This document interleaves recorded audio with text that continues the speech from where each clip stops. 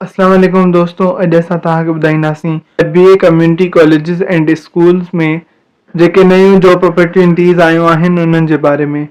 पहिरीं जेका जॉब आहे उहा आहे biology, chemistry, Islamiyat, mathematics, computer, physics ऐं उर्दू जे सब्जेक्ट स्पेशलिस्ट जी। ऐं हिन लाइ क्वालिफिकेशन में मिनिमम सेकेंड क्लास बैचलर्स या मास्टर्स जी डिग्री हुजणु लाज़मी आहे।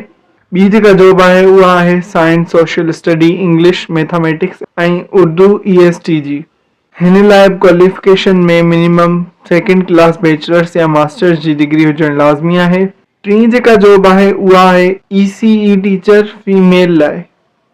हिन लाइ क्वालिफिकेशन में मिनिमम सेकेंड क्लास बैचलर्स जी डिग्री या एसोसिएट डिग्री हुजणु लाज़मी आहे ऐं जंहिंजो ECE में डिप्लोमा या सर्टिफिकेट हूंदो उनखे प्रेफरेंस ॾिनी वेंदी।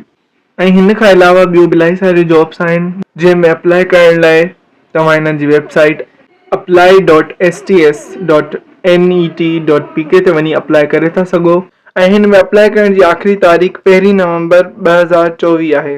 अगर तव्हांखे वीडियो पसंदि आई त इनखे लाइक कयो, शेयर कयो ऐं वधीक इंफॉर्मेटिव वीडियोज़ लाइ असांजे चैनल sindhipoint.com खे सब्सक्राइब कयो।